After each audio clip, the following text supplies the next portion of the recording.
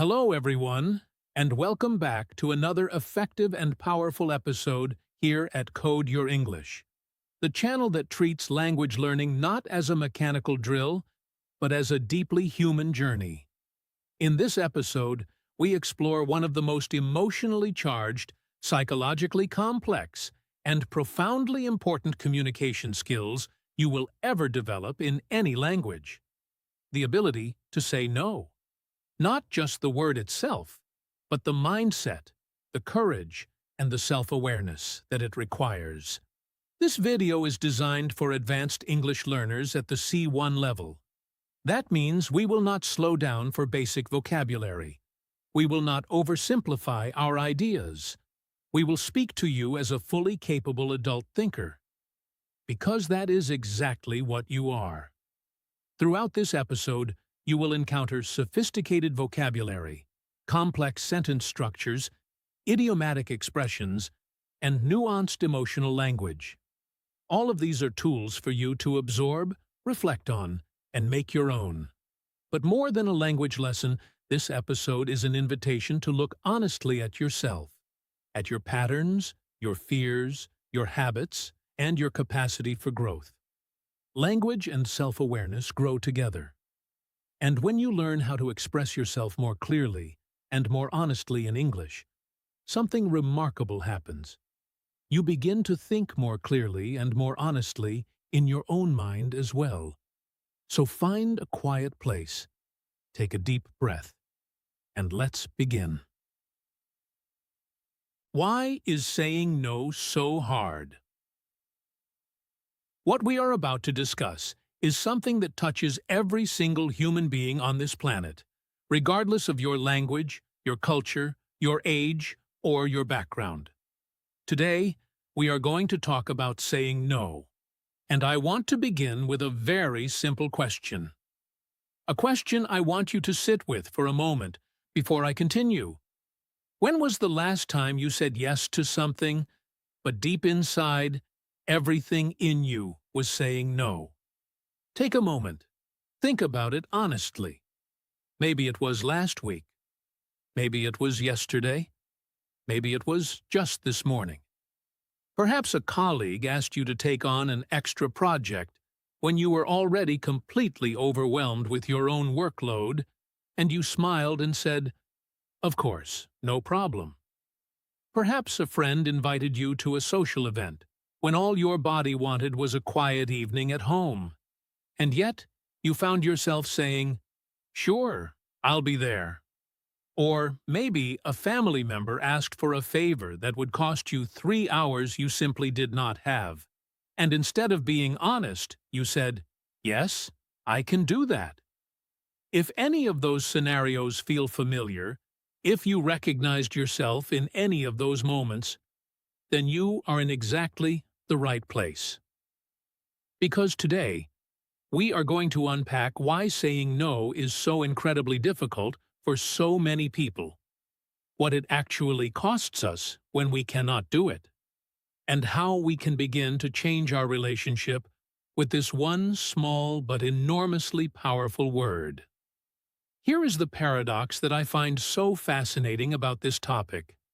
On an intellectual level, most of us understand perfectly well that boundaries are important. We have probably heard the phrase 100 times. You need to set boundaries. Self-help books repeat it endlessly. Therapists recommend it. Motivational speakers preach it. And yet, when the moment comes, when someone is standing in front of us waiting for an answer, something happens inside us. A familiar wave of anxiety rises in our chest. Our mind starts running through all the possible consequences of saying no. And before we have even finished thinking, the word yes is already coming out of our mouth. Why? Why does such a small two-letter word feel so enormous? Why does saying no feel almost dangerous, like we are crossing some invisible line that should never be crossed? Why do so many intelligent, thoughtful, kind human beings consistently sacrifice their own needs, their own time, their own energy, and their own peace of mind just to avoid saying that one word? The answers are more complex than they might appear on the surface, and that is exactly what we are here to explore today. Over the course of this episode, we are going to travel through the psychology of people-pleasing, the hidden costs of always saying yes, the emotional architecture of boundaries, and the practical language you can use to say no with grace, confidence, and genuine kindness, both in English and in your daily life. Let me be clear about something right from the start.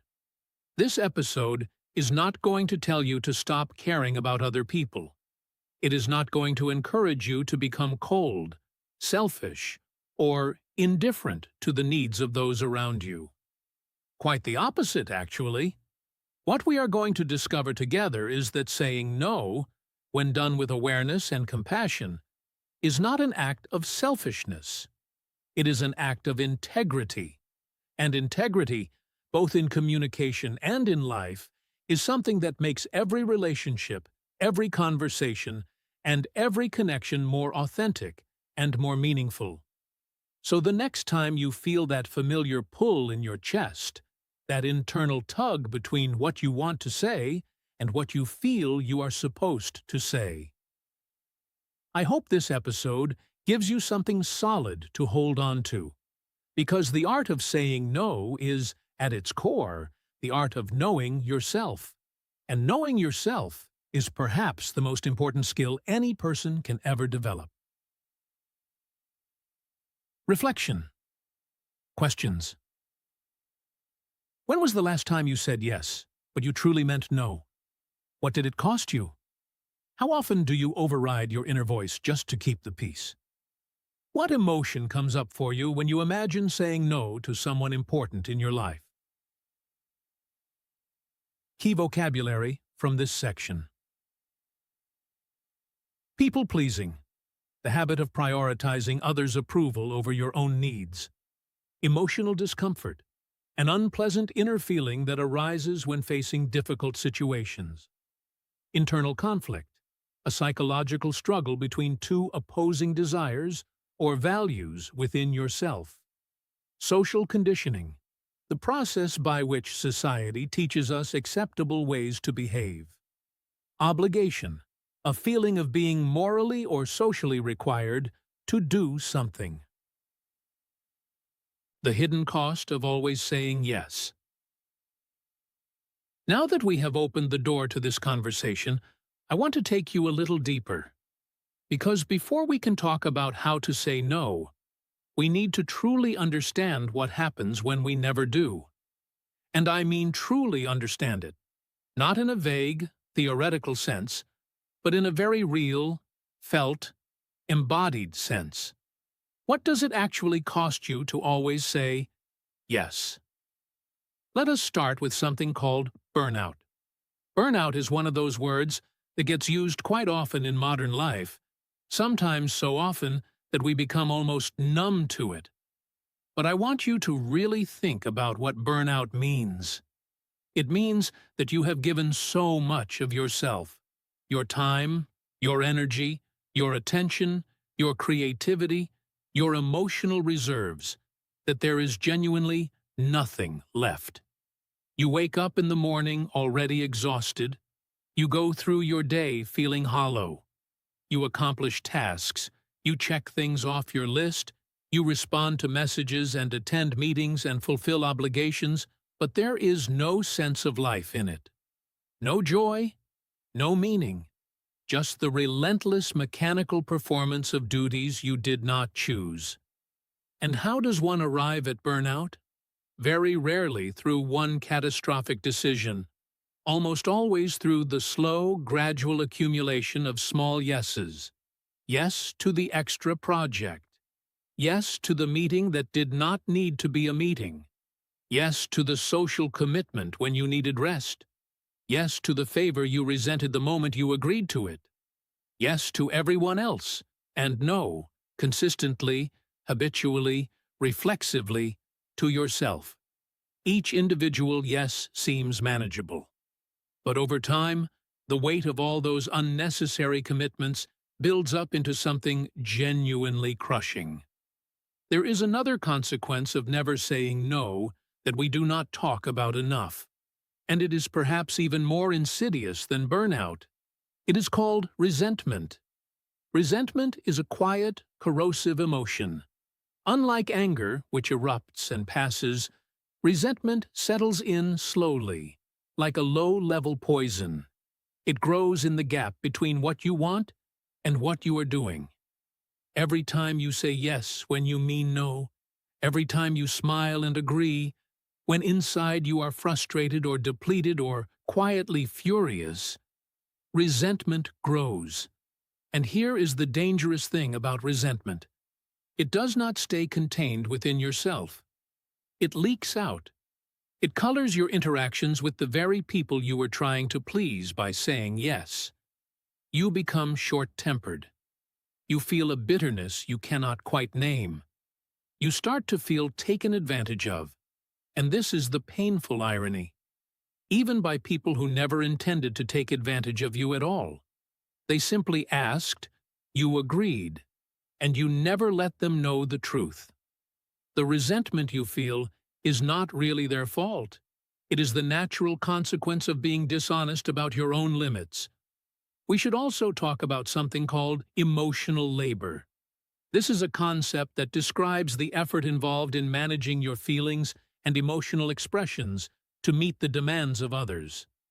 When you are constantly saying yes against your inner wishes, you are performing emotional labor on a continuous basis. You are managing your real feelings, the tiredness, the frustration, the reluctance, and replacing them with a performance of willingness and positivity. This is exhausting in a way that physical tiredness is not. Physical tiredness can be addressed with sleep. Emotional labor, when it becomes chronic and unrelenting, creates a kind of inner depletion that sleep alone cannot fix.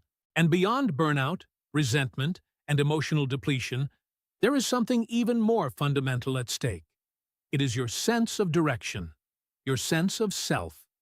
When you are always available for everyone else's needs and priorities, you inevitably push your own needs and priorities to the margins.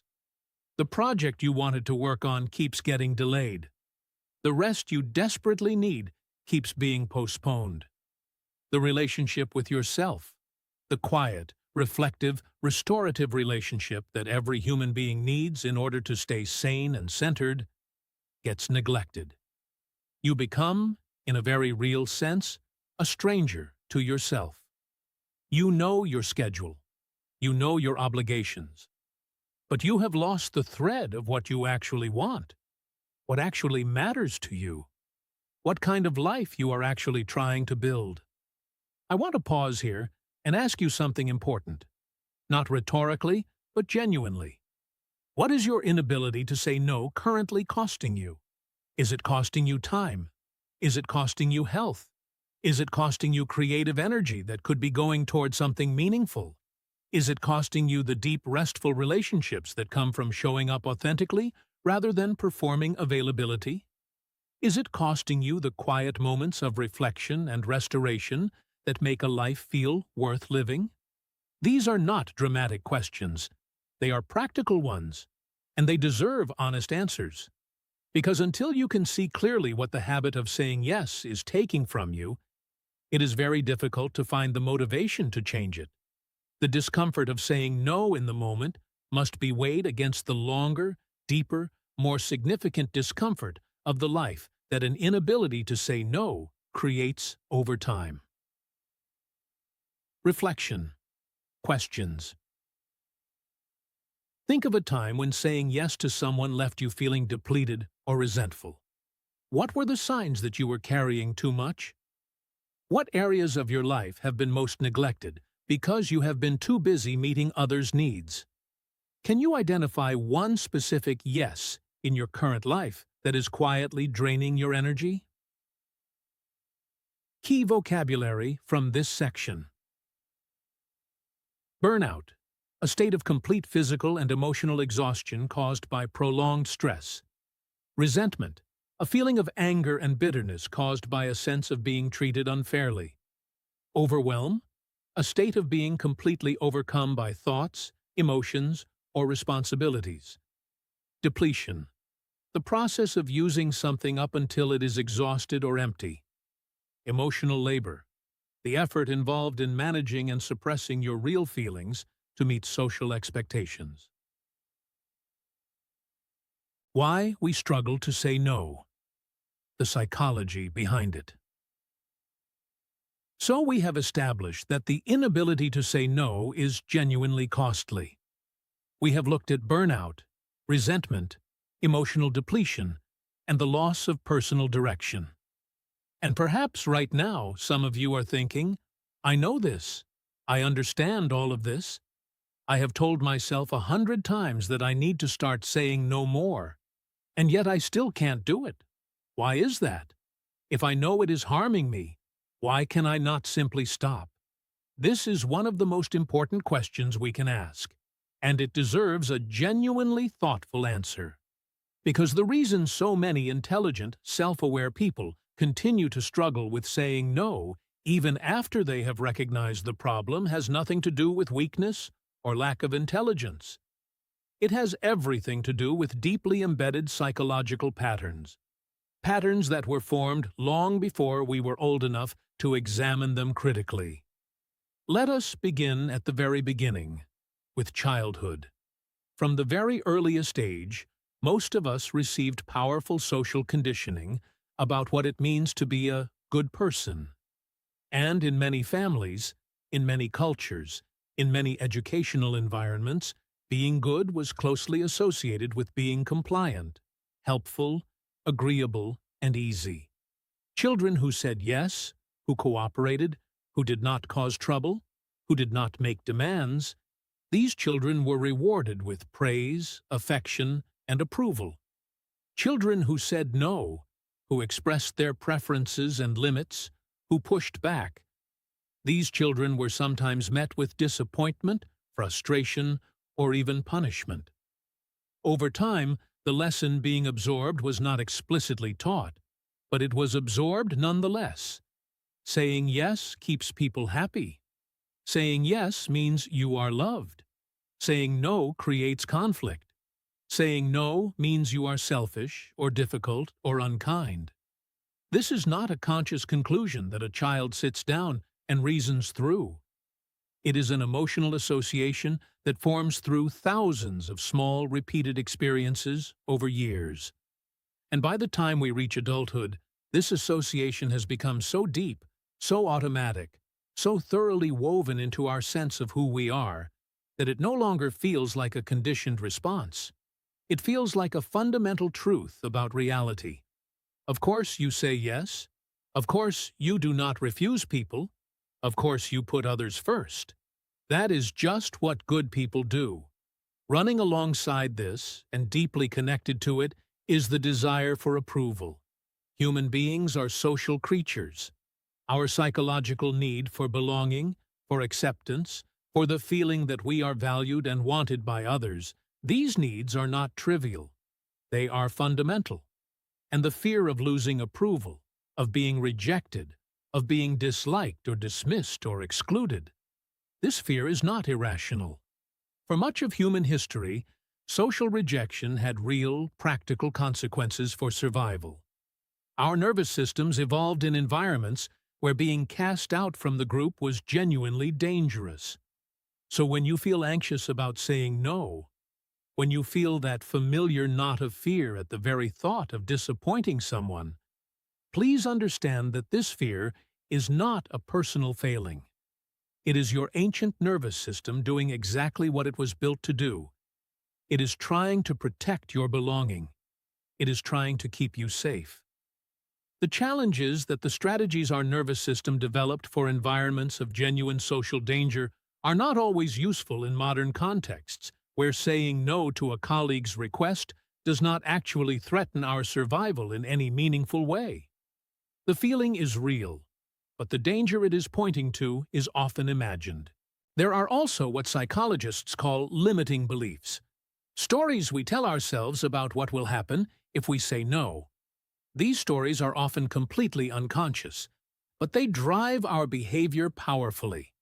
Some common ones include, if I say no, they will be upset with me forever. If I say no, they will think I am lazy or selfish.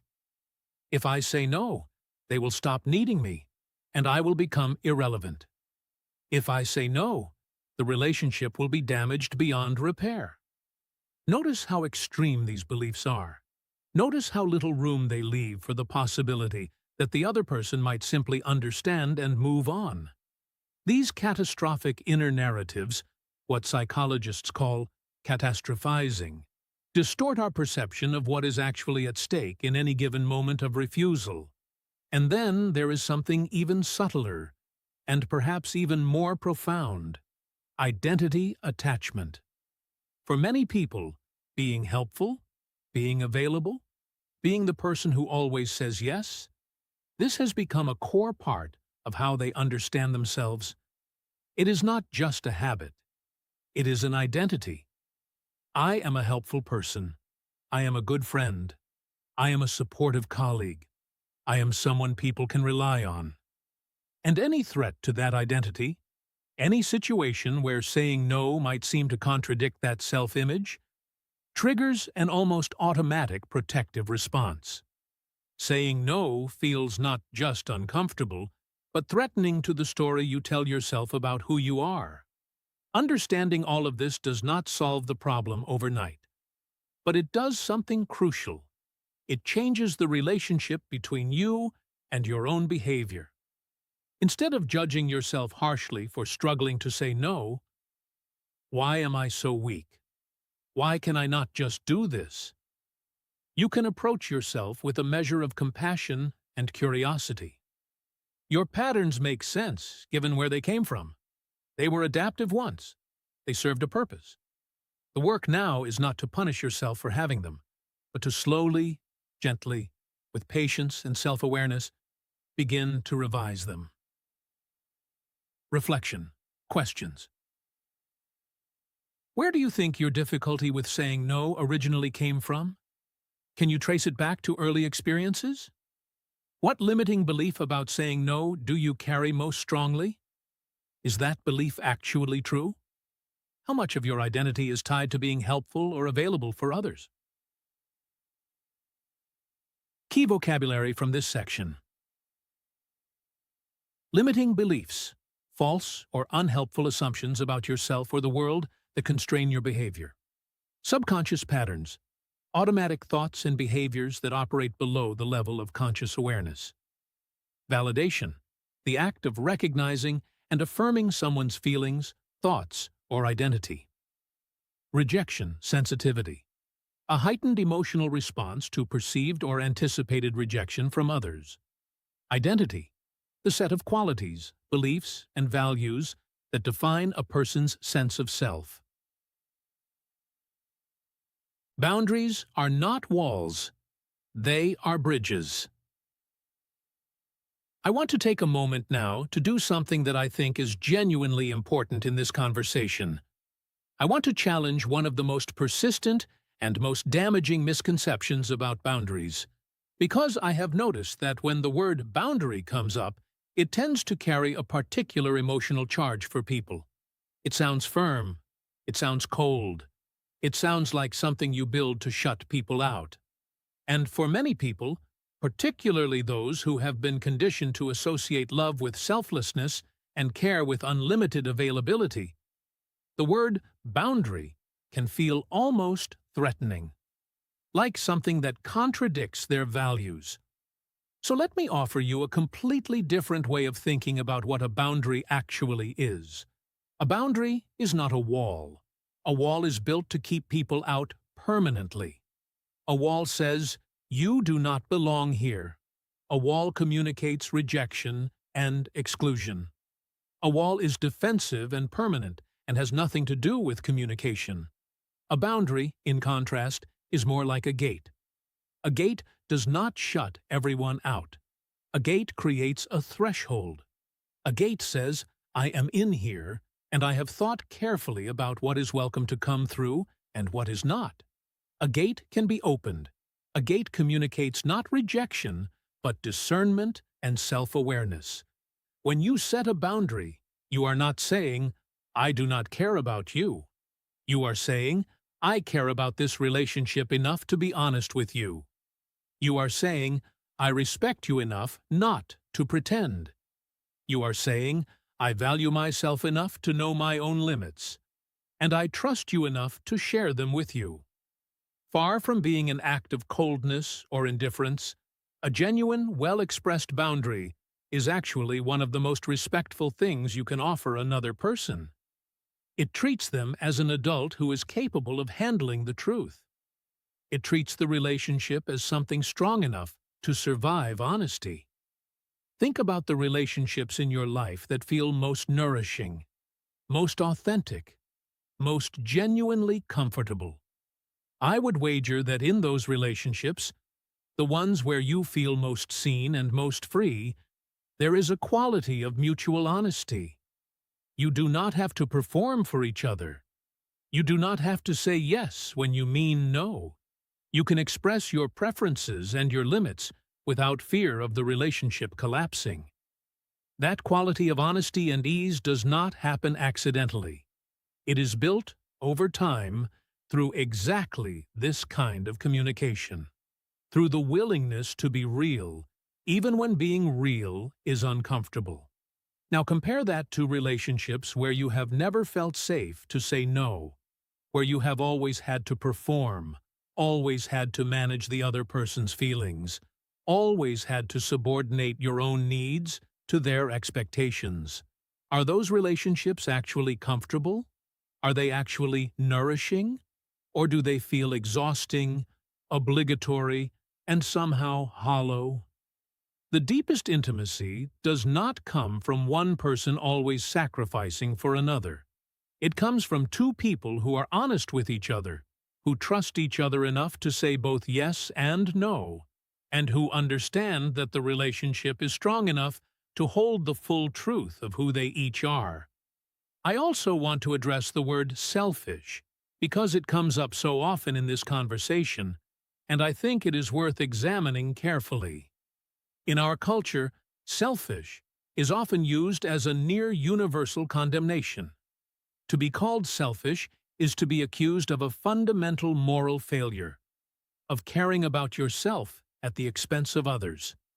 And so, any act that prioritizes your own needs feels dangerous to label, because what if someone calls it selfish? But I want to invite you to consider a distinction. There is a difference between selfishness and self-care. Selfishness involves taking something from others, ignoring their needs in order to satisfy your own, or pursuing your interests at a direct cost to someone else. Self-care, which includes setting boundaries, is not about taking from anyone. It is about maintaining yourself. It is about ensuring that you have the internal resources, the energy, the clarity, the emotional capacity to actually show up for the people and commitments that matter to you. You cannot pour from an empty cup. This is not a cliché. It is a fundamental truth about human capacity. When you neglect your own needs consistently, you do not become more available to others. You become a depleted, resentful, exhausted version of yourself. And that version has very little of genuine value to offer. Self-respect is not the opposite of caring for others. It is its foundation. When you respect yourself enough to know your limits and communicate them honestly, you model something powerful. You show the people around you that it is safe to be honest. You create relationships based on reality rather than performance.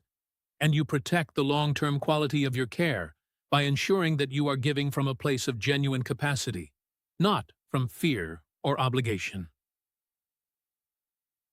Reflection. Questions. Think of a relationship in your life that feels genuinely nourishing. What role does honesty play in that relationship? Have you ever used the fear of being seen as selfish as a reason not to set a boundary? Looking back, was that fear justified? What would change in your closest relationships if you were more honest about your limits. Key vocabulary from this section. Boundaries. Personal limits that define what you are comfortable with in terms of behavior, time, and emotional energy. Clarity. The quality of being clear, transparent, and easy to understand. Self-respect. A sense of confidence and dignity in your own worth and values. Emotional safety. The feeling of being in an environment where you can express yourself honestly without fear. Mutual respect. A reciprocal recognition of the value and limits of both parties in a relationship. The inner dialogue. What happens inside you before you say no? Let us now slow everything down and look very closely at something that I think is absolutely fascinating and absolutely crucial to understand if you want to genuinely change your patterns around saying no. I want to look at what actually happens inside your mind in the seconds and minutes before you respond to a request. Because there is an entire internal drama playing out in that brief space, a drama that most of us are not fully conscious of, but that is directing our behavior with enormous power. Imagine the scene. A colleague approaches you at the end of a long day. You are tired. You have your own work piling up. And they say, "Hey, I know this is short notice, but could you help me with this report? It needs to be done by tomorrow." They are smiling. They are friendly. They clearly need help. And in that moment, you have a split second of inner awareness. You know you are already stretched thin. You know saying yes will mean staying late again. You know this is not really something you have the capacity to take on right now. But then, the inner dialogue begins, and it moves at lightning speed, below the level of conscious deliberation. What if they get upset if I say no? They have helped me before. I owe them. If I say no, will they think I am not a team player? Maybe I am overreacting.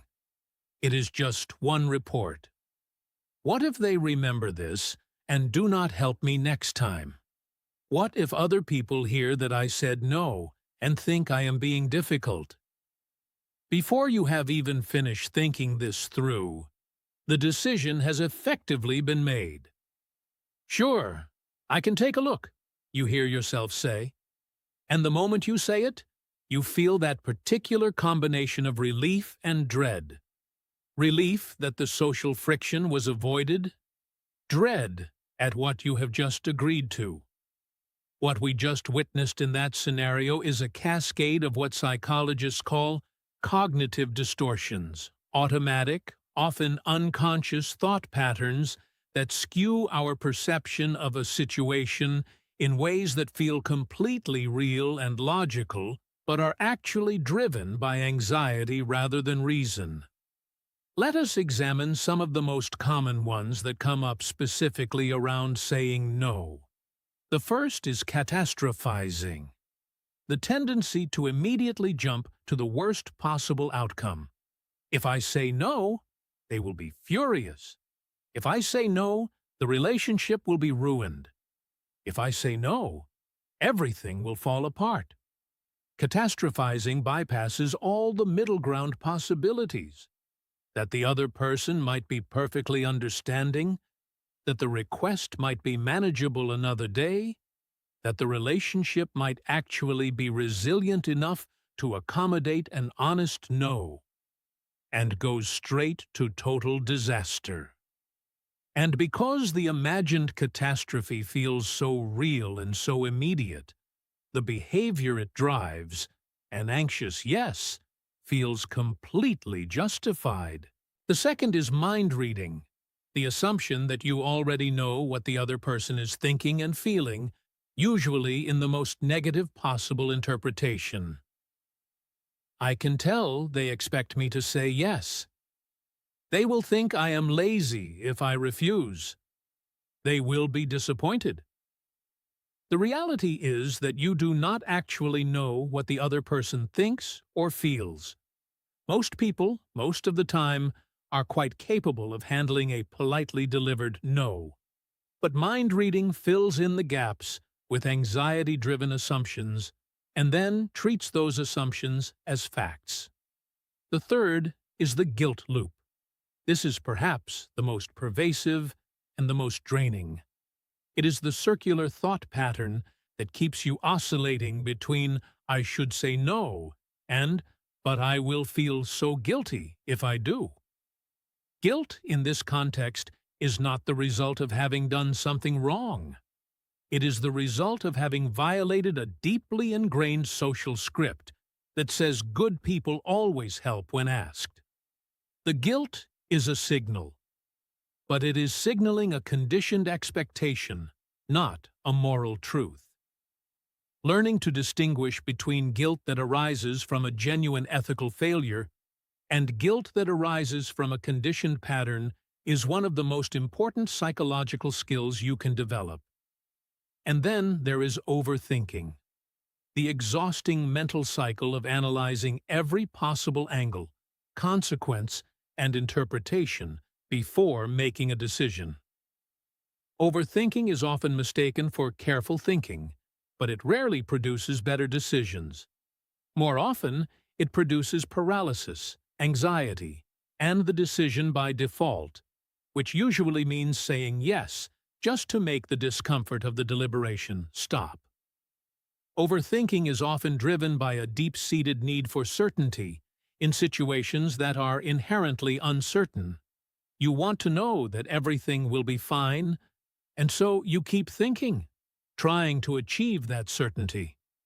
But it never comes, because the future is always uncertain. The only thing that overthinking reliably produces is more anxiety. Understanding these patterns does not make them disappear. But awareness is the first and most essential step in any process of change. When you can catch yourself in the middle of a catastrophizing spiral, when you can notice that you are mind-reading rather than reading the actual situation, when you can identify the guilt loop for what it is, a conditioned response, not a moral verdict, you begin to have a choice. Not an easy choice, not a pain-free choice, but a genuine choice, which is something you did not really have before. Reflection. Questions. What is the most common catastrophic story your mind tells you when you consider saying no to someone? Can you identify a recent situation where you mind-read another person's reaction, and that assumption drove your behavior?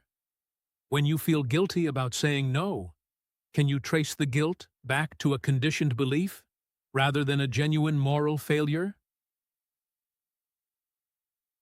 Key vocabulary from this section. Internal dialogue, the ongoing mental conversation you have with yourself, shaping your perceptions and decisions. Cognitive patterns, habitual ways of thinking that influence how you perceive and respond to situations. Catastrophizing, automatically assuming the worst possible outcome in any given situation. Self-doubt, a lack of confidence in your own feelings, judgments, or abilities. Mental narratives, the internal stories you tell yourself about yourself, others, and the world. The art of saying no gracefully. Now we arrive at the part of our conversation where we move from insight to action, because understanding why we struggle with saying no is essential. But at some point, understanding must become practice. And practice means finding the actual words, the actual phrases, the actual way of communicating a no that feels both honest and kind. So let us talk about the art of saying no gracefully. First, let me address a misconception that comes up frequently. The idea that saying no gracefully means softening it to the point where it no longer sounds like a no at all. Many people, in their effort to avoid causing offense or creating friction, deliver a no so hedged, so apologetic, so wrapped in qualifications and alternative offers that the other person genuinely does not understand that the answer is no. This creates confusion, extends the conversation unnecessarily, and often leads to more pressure and more discomfort than a clear, direct no would have produced in the first place. Saying no gracefully does not mean saying no weakly. It means saying no in a way that is clear, direct, and respectful, both of the other person's dignity and your own. Clarity is actually a form of kindness. When you are clear with people, you respect their time. You do not lead them on. You allow them to make plans based on reality, rather than on an ambiguous response that they might interpret as either yes or no, depending on their own hopes or assumptions. Let us look at some specific language. One of the simplest and most effective phrases is, "I appreciate you asking, but that is not something I am able to commit to right now." Notice several things about this phrase. It acknowledges the person and the request, so it does not feel dismissive or cold. It is clear and unambiguous. It does not over-explain, and it does not apologize. The phrase, "I am not able to commit to this right now," is a complete sentence. It does not require justification. Another excellent option is simply, "That does not work for me." This is short, honest, and respectful. It does not blame anyone. It does not create drama. It does not invite negotiation. It simply states the reality of your situation. For people who are used to giving elaborate explanations for every no, the simplicity of "that does not work for me" can feel uncomfortably blunt at first. But it becomes more comfortable with practice, and you will often find that the other person responds to it far more easily than you expected. "I need to pass on this one.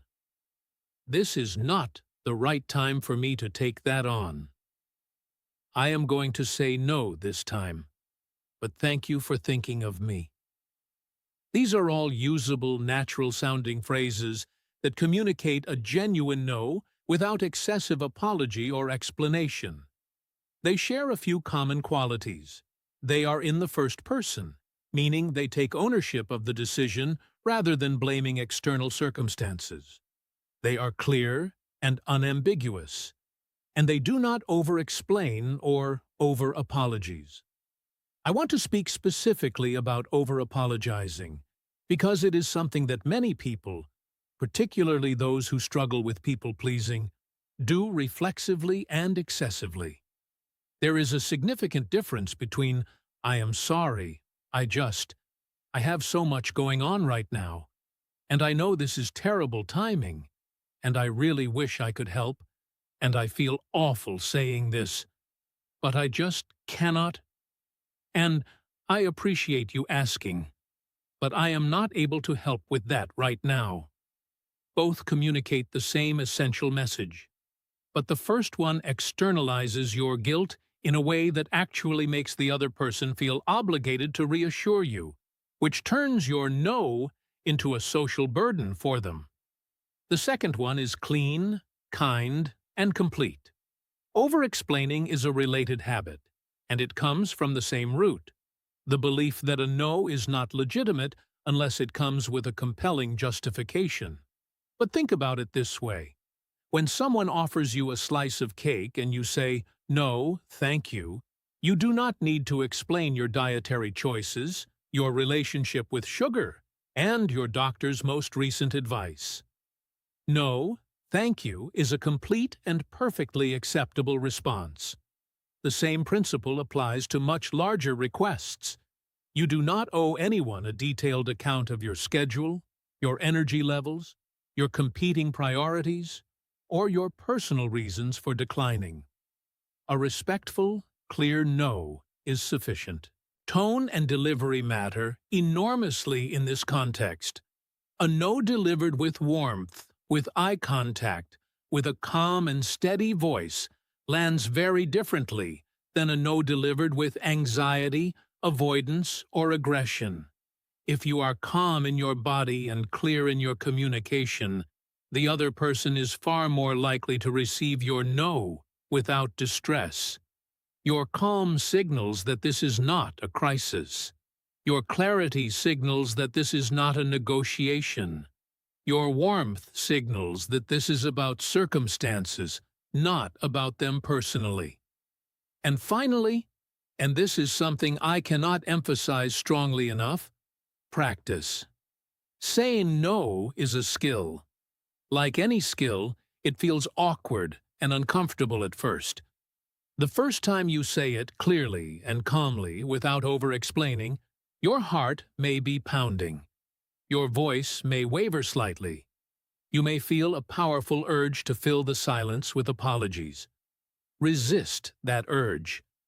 Allow the discomfort to be there without acting on it. Because with every clear, honest, respectfully delivered no, the skill becomes a little more natural. The discomfort becomes a little more familiar. And over time, what once felt impossible begins to feel simply like the honest expression of who you are. Reflection. Questions. Which of the phrases in this section feels most natural for you to use? Which feels most difficult? Can you think of a specific situation coming up in your life where you could practice using one of these phrases? What happens in your body when you imagine saying a clear, calm no to someone important in your life? Key vocabulary from this section. Assertiveness. The quality of expressing your needs and opinions with confidence and directness, without aggression. Communication style. The characteristic way in which a person expresses themselves verbally and non-verbally. Firm but kind. A manner of communicating that is clear and unwavering while remaining warm and respectful. Clarity. The quality of being direct and easy to understand in communication. Confidence. A feeling of trust in your own abilities, judgments, and values.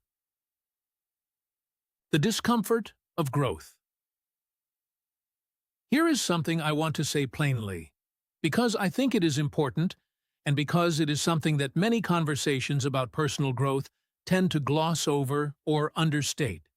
Changing the way you communicate, changing a deep-seated pattern of behavior that has been part of your identity for years or even decades, is uncomfortable.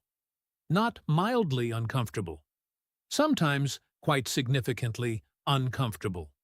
And I think it is important that we talk about that honestly, rather than pretending that once you understand all of this intellectually, the practice will feel easy and natural right away. When you begin setting boundaries, when you start saying no to things you would previously have said yes to, the world does not always respond with immediate celebration and understanding. Some people in your life may be surprised. Some may be confused. Some, particularly those who have benefited most from your unlimited availability, may be uncomfortable or even upset. This is not necessarily because they are bad people. It is because you are changing a pattern that they had become accustomed to, and change, even positive change, disrupts existing dynamics. You might find that when you decline a request for the first time, the other person pushes back. They might ask again, more urgently. They might express disappointment more strongly than you expected. They might ask for an explanation. And in that moment, everything in you will want to reverse course, to backtrack, to apologize, to say, well, actually, I could try to make it work. This is what psychologists sometimes call the emotional bungee. The powerful pullback toward familiar patterns when the discomfort of new behavior exceeds the discomfort of the old pattern. Holding firm in that moment requires a remarkable degree of inner steadiness. It requires you to tolerate the other person's discomfort without immediately trying to rescue them from it. And that, for people-pleasers, is genuinely one of the hardest things there is. You will also likely experience internal discomfort, guilt, anxiety, second-guessing. Did I make the right decision? Was I too harsh? What if they really did need my help, and now I have let them down? These thoughts are natural. They are not evidence that you made the wrong choice. They are the sound of an old pattern resisting change. Think of it like this. When you start exercising after a long period of physical inactivity, your muscles ache.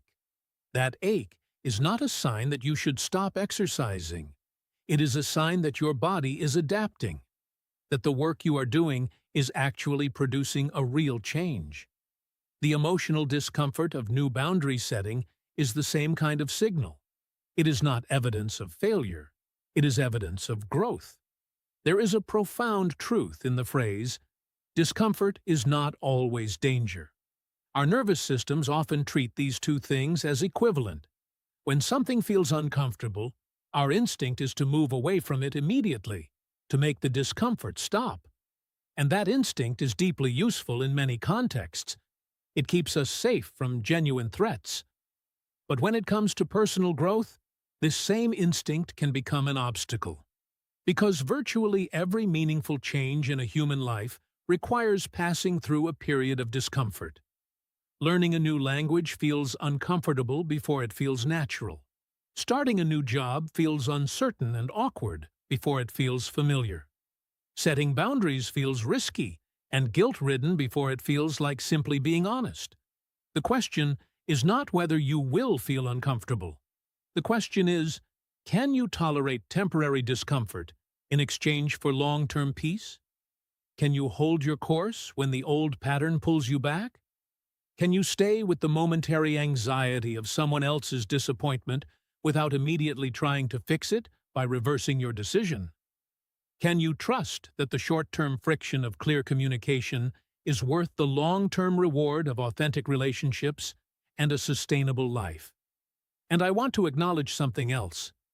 Sometimes, when you begin setting boundaries, relationships do change. Some connections that were sustained entirely by your unlimited availability may loosen or fade when you are no longer perpetually available. And that can feel like a loss, even when the relationship was not particularly nourishing or mutual. Allow yourself to grieve it if necessary. But also consider this. What you lose when you start being honest is almost always something that was not truly serving you. What you gain, authentic connection, self-respect, sustainable relationships built on mutual honesty, is real, lasting, and worth the transition. Reflection. Questions. Can you think of a relationship in your life that might shift if you started being more honest about your limits? How do you feel about that possibility? What does discomfort usually make you do? Do you tend to move away from it immediately, or can you sit with it long enough to make a conscious choice? What long-term benefit would make the short-term discomfort of saying no feel worth it to you? Key vocabulary from this section. Discomfort, a mild to moderate feeling of unease or difficulty that often accompanies personal growth. Transformation, a profound and lasting change in character, behavior, or perspective. Emotional resilience, the ability to adapt and recover from difficult emotions, setbacks, or challenges. Growth, the process of developing and expanding your emotional, psychological, or relational capacities. Adaptation, the process of adjusting to new circumstances or ways of being. Reclaiming your time, energy, and self-respect.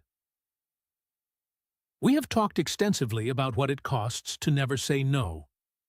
Now I want to turn that around completely and talk about what you gain when you learn to say it well. Because I think it is equally important, perhaps more important, to have a clear and vivid sense of what a life with healthy boundaries actually looks and feels like. Not as an abstract ideal, but as a genuinely attainable way of living that you can begin moving toward right now. Let us start with something very simple: time. Time is the most non-renewable resource any human being possesses. You can earn more money. You can develop more skills. You can repair damaged relationships and rebuild lost health. But you cannot get time back. Every hour you spend on obligations you resented, on commitments you agreed to out of guilt or social pressure rather than genuine desire, is an hour that did not go toward the people, projects, and experiences that actually matter to you. When you learn to say no to what does not align with your values and priorities, you are not creating a vacuum. You are creating space. Space that can be filled with the things that are genuinely worth your finite and irreplaceable time. And then there is energy. Not just physical energy, but that deeper creative and emotional energy that makes life feel alive and meaningful. People who have learned to set boundaries consistently describe the same experience, a sense of lightness and expansion that they had not felt in years. Not because their lives suddenly became free of responsibility or challenge, but because the responsibilities and challenges they are engaged with are ones they actually chose. There is a world of difference between the exhaustion of doing things you resented agreeing to and the tiredness of doing work that genuinely matters to you. The first depletes. The second, in a paradoxical way, nourishes, even when it is demanding. Something else happens when you begin saying no more honestly, and it is perhaps the most important change of all. You begin to rebuild your relationship with yourself. For many chronic people-pleasers, the relationship with the self has become deeply eroded. You do not trust your own instincts because you have spent so long overriding them. You do not know what you actually want because you have spent so long focused on what everyone else wants.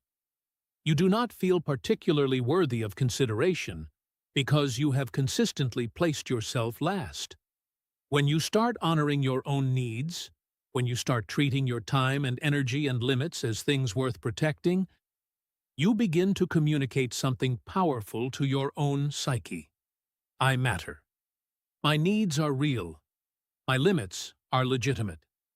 And that message, accumulated over many acts of honest self-advocacy, gradually begins to rebuild something that excessive people-pleasing had worn away. Self-trust. Self-trust is foundational. It is the bedrock of psychological stability, of meaningful decision-making, of authentic relationships, and of genuine well-being. Without it, you are constantly seeking external validation to reassure you that you are okay, that you made the right choice, that people still like you. With it, you have an inner anchor, a quiet, stable sense of your own value and your own judgment that does not depend on everyone around you confirming it at every moment. Your relationships also change, often in ways that feel surprising and deeply rewarding. When you stop performing unlimited availability and start showing up authentically, saying yes when you genuinely mean it, and no when you genuinely mean that, the quality of your yeses changes dramatically. When people know that you say yes only when you truly mean it, your yes becomes something of real value. It becomes a genuine gift, freely given, rather than a reluctant compliance extracted by social pressure. The people who matter most in your life will recognize and appreciate this. The connections that are built on mutual honesty, on genuine care rather than obligatory availability, are the connections that sustain and nourish both parties over the long run. There's a phrase I find deeply resonant. Every no creates space for a more meaningful yes. Every time you decline something that does not align with your values or your capacity, you preserve your energy for something that does. Every time you protect your time by saying no to the unnecessary, you make yourself more genuinely available for the essential.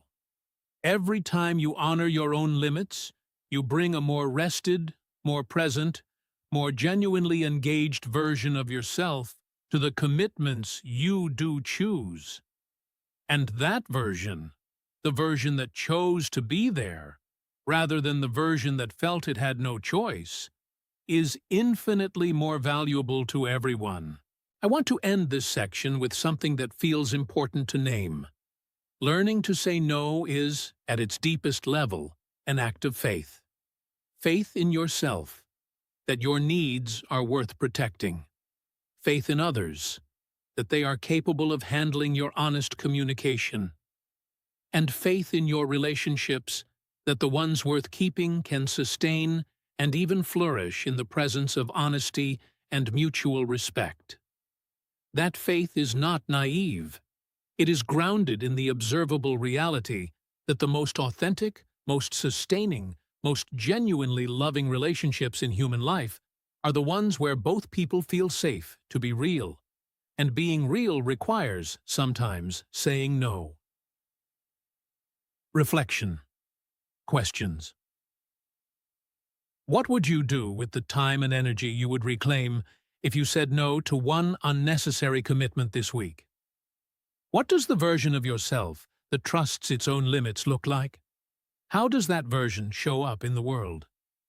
What is one yes in your life that would become more genuine and more meaningful if you stopped saying yes to everything? Key vocabulary from this section. Self-trust. Confidence in your own judgment, instincts, and values. Alignment. The state of being in harmony with your own values, needs, and priorities. Intentional living. The practice of making conscious, values-driven choices about how you spend your time and energy.